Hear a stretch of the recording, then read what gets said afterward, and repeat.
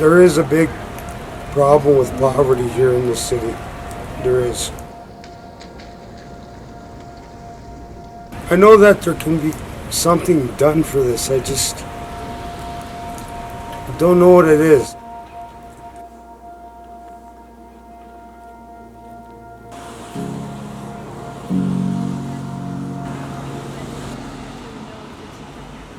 My name is Joel Feddersen. I'm the lead here at Metro Community. We began in 2006 simply as a church, and we had so many great connections with the community here, but we found that we weren't meeting a lot of their tangible needs, so we started Metro Central, which is a really beautiful space that looks like a drop-in center, but it includes a lot of services like showers and laundry and caseworkers, a place for people to get off the street and like have their wounds taken care of, a place where people could come and get a caseworker that would help them to get housing. We also have a lot of other things here like naloxone training for the volunteers and just a lot of services in this one location. Our primary goals would definitely be to connect people. At our event center, the primary vision of that place, it says created for community when you walk in. I'm Bryce Bear. Came from Regina, Saskatchewan. Came out to Kelowna. I was trying to get a job out here, but it didn't go through, and I ended up on the streets. And since I've been out here, I've seen a lot of stuff, you know. Well, according to the city, homelessness has increased 600% in the last 2 years. It's just gone absolutely crazy. And there's a lot of reasons. It's very complicated. But a very big one would be the cost of living in Kelowna. So many people end up on the streets because they don't have anyone to fall back on. If I were to enter a period of my life that was challenging, I would have my parents, I'd have my brothers, but a lot of people have nobody. And when life gets tough, they end up finding themselves without any support and might end up on the street.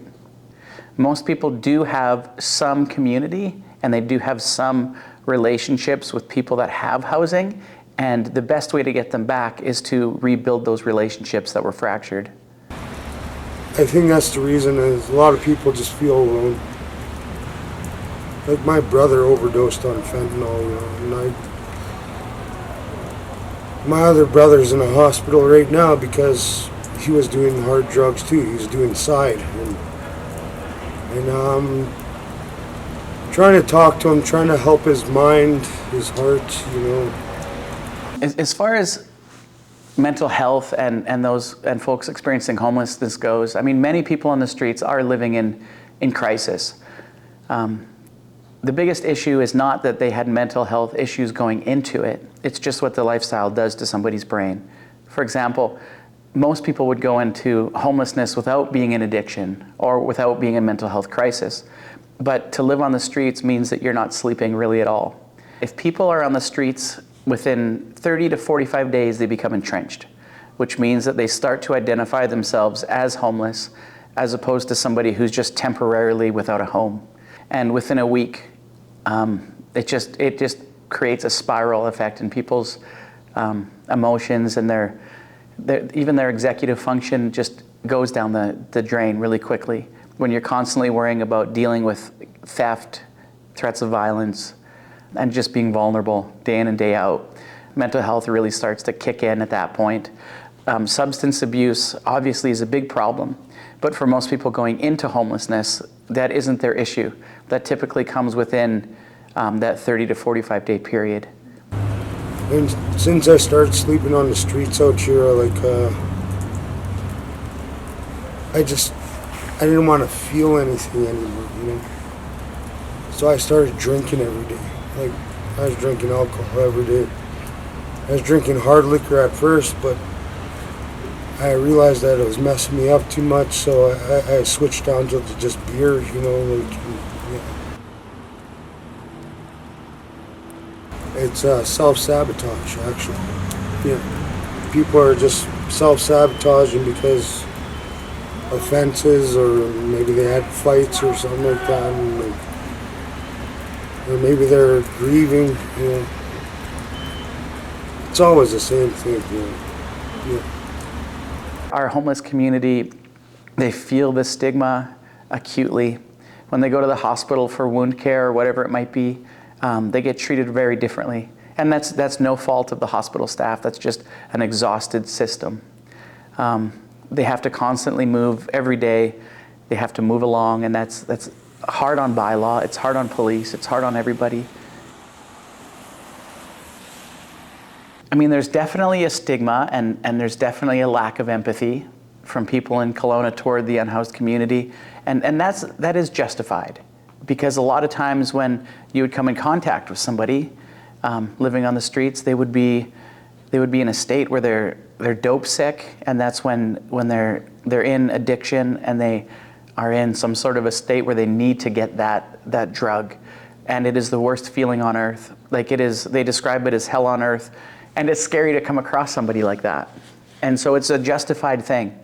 And theft is a big problem as well, because when somebody is in addiction and they need that hit, petty theft becomes the way that happens.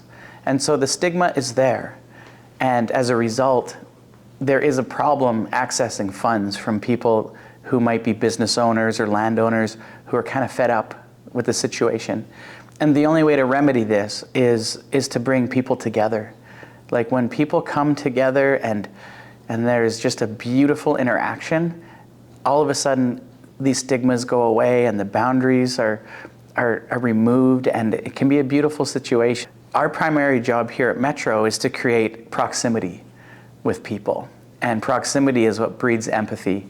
We can't just decide to be better people. We have to actually create action that changes our mindset. It's action that creates change. Some realistic ways people could help are, for starters, just when you see somebody living in homelessness, just make eye contact. Just say hello, shake their hand. Whenever there's physical touch involved, it really breaks down any barriers that might be, and it really humanizes people. The second that I always do is I always carry something in my car to give people. And that's usually a Tim Hortons gift card, just $5. And that works really well, because then they have a warm place to go. They can go buy a coffee, and they can sit in Tim Hortons for a few hours. And it's a small gesture, but it goes a long way. I met a lot of good Samaritans out here. Yeah.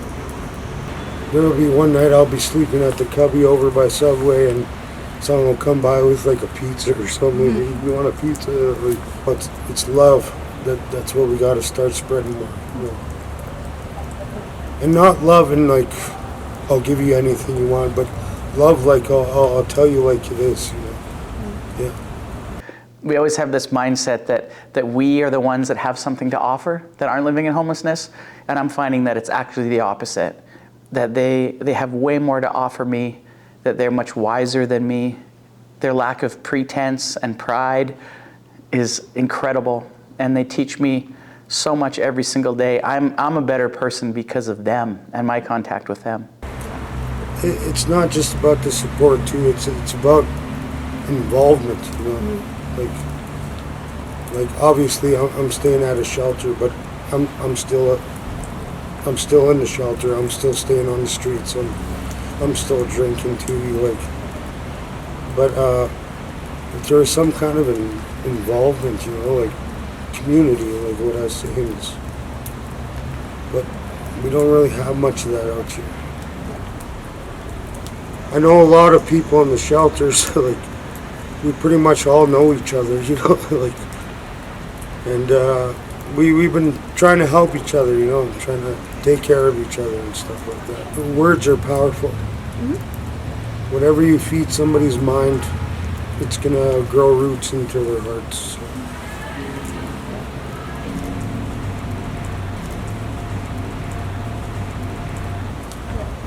It's a little tough. We're just trying to learn how to cope, you know. Yeah. And that's all I have to say. Yeah.